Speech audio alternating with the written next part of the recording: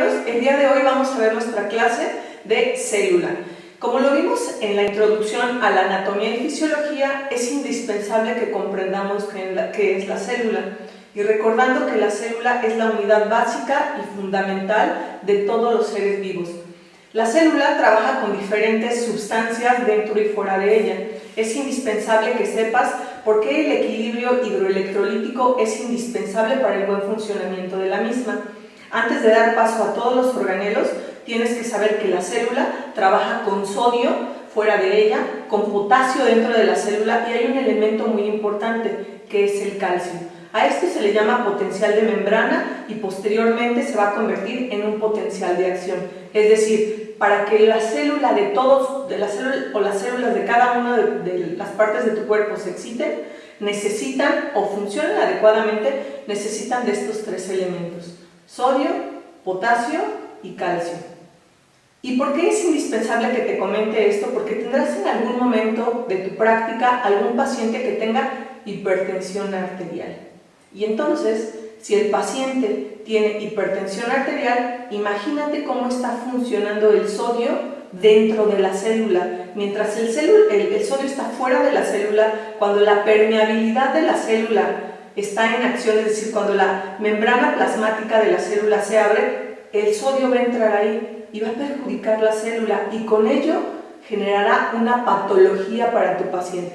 Por eso es indispensable que te quede claro cuál es la función tan importante de la célula y que veas sus niveles de organización de la materia. Es decir, la célula, si bien, como ya lo comentamos, es indispensable y básica para el ser humano, antes de la célula tuvo que haber algo para que se creara esta. Pero si algo pasa dentro de la célula, se descompone todo el organismo. Bien, vamos a ver las estructuras que son indispensables para el ser humano y tocaremos algunas de ellas. Bueno, vamos a ver que la célula, como bien tú ya lo recordarás, tiene un núcleo. Dentro de ese núcleo se encuentra toda la información genética que determina quién eres, que determina hasta de qué te vas a morir. Las células pueden morir por dos causas principales, que es por apoptosis y por necrosis. La apoptosis es la muerte celular programada, es decir, dentro de tu ADN tú ya tienes la información específica cuando tus células tomarán la decisión de suicidarse, es decir, cuando tus células dejarán de existir. Por más que hagas o dejas de hacer, la información genética ahí está. Y la otra muerte de las células es por necrosis, es decir, podríamos poner el ejemplo de cuando se muere una célula por isquemia, por falta de oxígeno o por algún infarto. Y esto puede suceder en cada una de las células de tus órganos. Es indispensable que te quede claro la importancia de las células. Entonces, retomemos. En el núcleo está toda la información genética que predetermina quién eres, tus estructuras, cómo van a funcionar. El color negro de tus ojos, el color café de tus ojos, el color azul de tus ojos ya está predeterminado en tu información genética. Tus papás te dieron 23 cromosomas, es decir, 23 cromosomas tu papá y 23 cromosomas tu mamá. Cuando se unieron, dio paso a esto, a lo que es la célula, y dentro de ella a sus estructuras. Vamos a tener un núcleo, un nucleolo, ribosomas, vesículas de secreción, retículo endoplasmático, mitocondrias, que las mitocondrias son estructuras muy importantes, y otros organelos. Vamos a ver algunos de ellos y vas a ver que son muy interesantes. En tu libro de anatomía cromodinámica vas a tener la oportunidad de dibujar cada una de las estructuras y dar un repaso para qué sirve cada una de ellas. Bien, como primera estructura vamos a ver a la membrana plasmática. Como te comenté al inicio, la célula tiene la capacidad de abrir esta membrana para decidir qué entra y qué sale. Por eso es que la funcionalidad de la membrana plasmática es indispensable. Bueno, es la más externa, separa las partes internas de la célula de las partes externas, contiene algo que se llaman fosfolípidos y proteínas. Facilita el contacto con otras células. Es receptora para elementos químicos, que es lo que te comenté hace un ratito: sodio, potasio, cloro, magnesio, todos esos que recordarás en tus clases de biología o de química, que están en la tabla periódica. Todos esos elementos son fundamentales de alguna u otra forma para que la célula funcione de una manera adecuada. Permite la entrada y salida de sustancias, como por ejemplo, ¿qué? La glucosa. Vamos a ver que para el buen funcionamiento de la célula, de cualquier célula de tu organismo, vas a tener algo que se llama la bomba de sodio, potasio y ATP. Y recordarás que es el ATP, que es el adenosintrifosfato, sinónimo ¿de qué? De energía.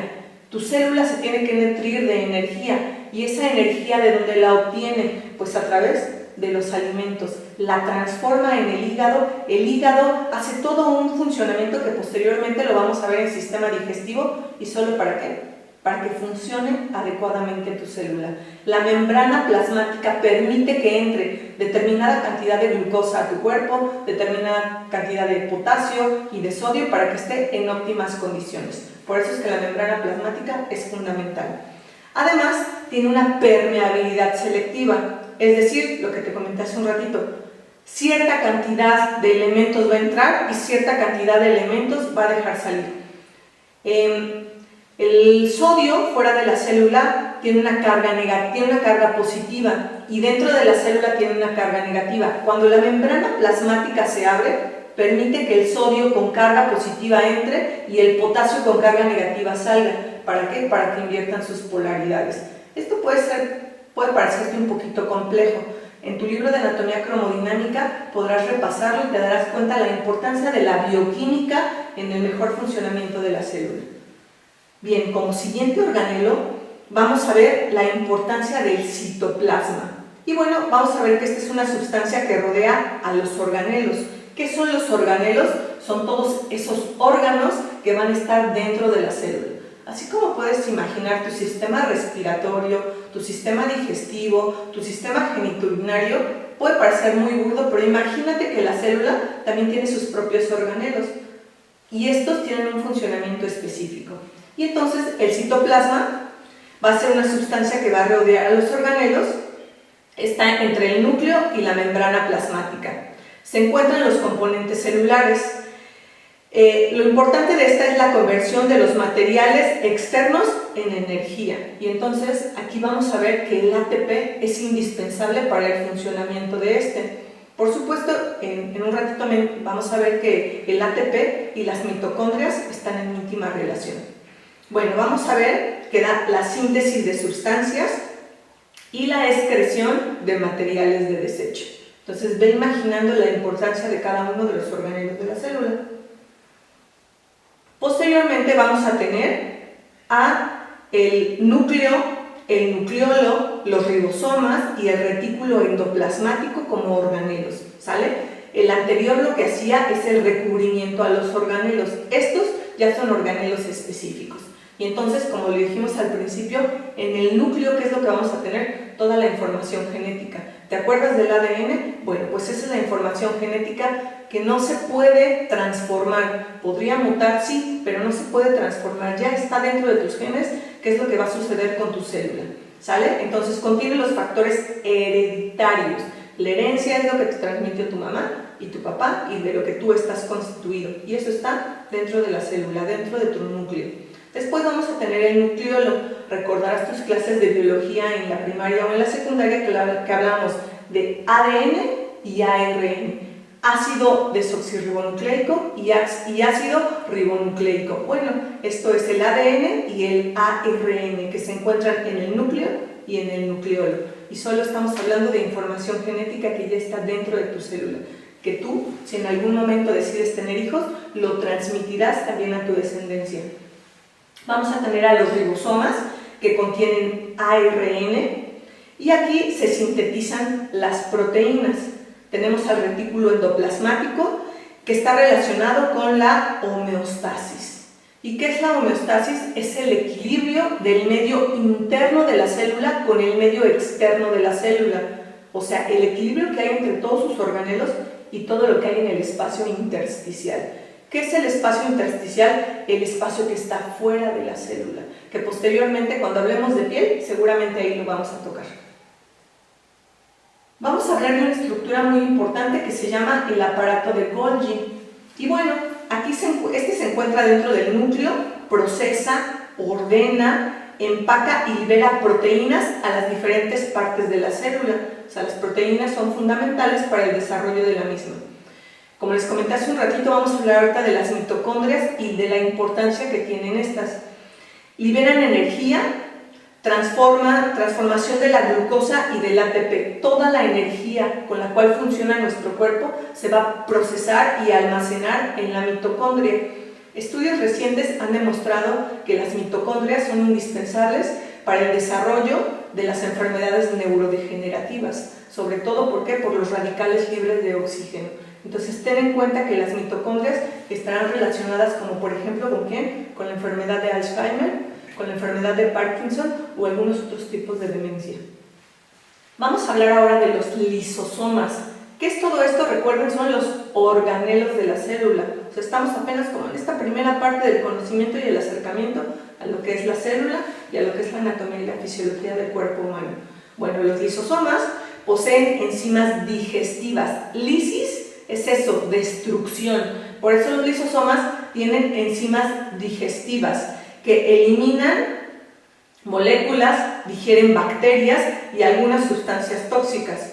Y entonces, si lo analizas, los lisosomas son indispensables porque nuestra célula tiene la capacidad de captar ese microorganismo invasor para poder eliminarlo. Ahorita vamos a ver dónde se lleva a cabo la hematopoiesis, que es la producción de las células sanguíneas, que te van a ayudar también algunas de ellas para la defensa de tu cuerpo, y retomaremos lo que es la lisis, la destrucción de algún microorganismo invasor. Bien, ahora vamos a hablar un poquito de lo que son las inclusiones, otra estructura de nuestra célula, que son sustancias que se encuentran fuera de la célula, pero que ayudan y que son indispensables para el funcionamiento de las mismas. Incluyen los líquidos corporales, como el intersticial y el plasma. No tienen actividad metabólica. Entre las funciones que cumplen están el almacenamiento de nutrientes y los minerales, la acumulación de sustancias producto de secreciones y excreciones del metabolismo celular. La célula también procesa y metaboliza, pero también excreta, es decir, también elimina sustancias de desecho, y para eso nos sirven las inclusiones. Y recordarás también que es muy importante, solamente esto es como parte del breviario de la célula, es cómo se divide nuestra célula. Y la célula tiene diferentes etapas de cómo se va dividiendo, y te lo ponemos aquí en el esquema como para que te quede claro. Y estas son las fases de la división celular, que es interfase, profase, metafase, anafase y telofase. Verás que tienes una sola célula. Existen dos ciencias, como es la ontogenia y la filogenia. Y la ontogenia tiene que ver con todos los seres vivos que se desarrollan a partir de un embrión. Y entonces pensemos en nosotros como embriones, con esa primera etapa embrionaria donde tienes una sola célula, donde viene la interfase, y después posteriormente se va a empezar a dividir para llegar a crear una segunda célula. Y así hasta las 16 células, y posteriormente se empiezan a crear órganos, aparatos y sistemas. Con esta última diapositiva terminamos nuestra clase de lo que es célula.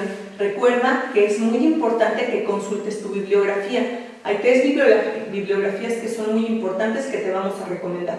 La primera bibliografía es un libro muy básico. ¿Para qué te servirá este libro que es básico? Para dibujar, para que con eso sea mucho más claro para ti, ilumines y colorees cada una de las estructuras, por ejemplo la de la célula, y es Anatomía Cromodinámica. Hay otros 2 libros que también podrías consultar, que es Anatomía y Fisiología de Grace. Es un libro muy importante que se utiliza, tiene un poquito más nivel que lo utilizamos en el área de la salud.